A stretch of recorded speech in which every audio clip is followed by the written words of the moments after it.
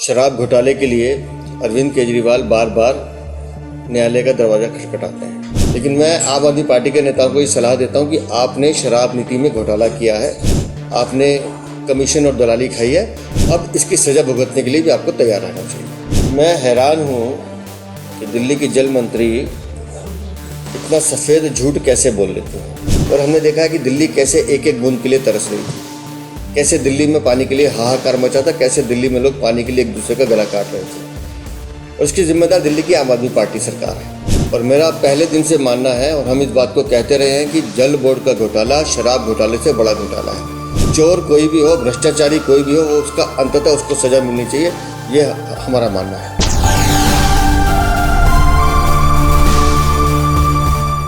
अपने अपराध को छुपाने के लिए और अपने शराब घोटाले के लिए अरविंद केजरीवाल बार बार न्यायालय का दरवाज़ा खटखटाते हैं, और जिस तरह से आज माननीय कोर्ट ने कहा कि आप नीचे क्यों नहीं जाते हैं, संदेश सीधा है कि आपने घोटाला किया है और आपको इस अपराध की सज़ा के लिए तैयार रहना चाहिए। लेकिन आम आदमी पार्टी के नेता न्यायालय में जाना और न्यायालय की सुनवाई को भी एक इवेंट बनाना चाहते हैं। इसलिए आप देखेंगे कि बार बार एक न्यायालय से दूसरे न्यायालय, दूसरे से तीसरे न्यायालय का वो एक इवेंट क्रिएट करते हैं कि किसी तरह से हम मीडिया की सुर्खियों में बने रहें। लेकिन मैं आम आदमी पार्टी के नेताओं को ये सलाह देता हूं कि आपने शराब नीति में घोटाला किया है, आपने कमीशन और दलाली खाई है, अब इसकी सज़ा भुगतने के लिए भी आपको तैयार रहना चाहिए। आम आदमी पार्टी के जो मंत्री हैं आतिशी, उनका कहना था कि वो जो दिल्ली के अंदर पिछली बार बाढ़ आई थी उसको लेकर पूरी तरीके से तैयार हैं, और यहाँ पानी अगर छोड़ता भी है ज़्यादा तो पूरी उनकी टीम जो है उस पर नज़र बनाई गई, उन्होंने कंट्रोल रूम भी बनाया उसको। मैं हैरान हूँ कि दिल्ली की जल मंत्री इतना सफ़ेद झूठ कैसे बोल लेते हैं, या वो दिल्ली वालों के सामने बार बार झूठ की हांडी कैसे परोसती हैं। यही दिल्ली की मंत्री मई जून से पहले दिल्ली में 24 घंटे पानी देने का वादा कर रही थी। इनके मुख्यमंत्री जो आज जेल में है वो तो 2024 तक हर नल में जल देने की बात कर रहे थे, हर घर में नल देने की बात कर रहे थे। और हमने देखा है कि दिल्ली कैसे एक एक बूंद के लिए तरस रही थी, कैसे दिल्ली में पानी के लिए हाहाकार मचा था, कैसे दिल्ली में लोग पानी के लिए एक दूसरे का गला काट रहे थे, और इसकी जिम्मेदार दिल्ली की आम आदमी पार्टी सरकार है। इनका वो दावा फेल हुआ। उसके बाद इन्होंने कहा कि हमने नालों की सफाई कर दी है। इनके सारे नेता बोले, ऊपर से नीचे तक जितने भी इनके नेता हैं, कि हमने नालों की सफाई कर दी, आप निश्चिंत रहे, हम मानसून के लिए तैयार हैं। और 1-2 घंटे की बारिश में हमने दिल्ली को जाम होते हुए देखा है, दिल्ली को जलमग्न होते हुए देखा है। ये इनका दूसरा दावा भी फेल हुआ, और अब ये बाढ़ की तैयारी की बात कर रहे हैं।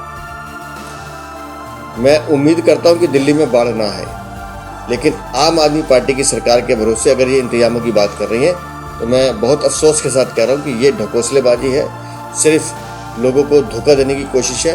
इनकी तैयारी कितनी है वो इन बारिशों में हमें देखने को मिल गया। आम आदमी पार्टी का जिस तरीके से गठबंधन था कांग्रेस के साथ, आज दोनों ही दलों ने कह दिया कि उनका गठबंधन दिल्ली के विधानसभा चुनाव में नहीं है, दोनों ही पार्टियां अलग अलग लड़ रही हैं। सुरजेवाला ने प्रेस कॉन्फ्रेंस में भी कहा है सर।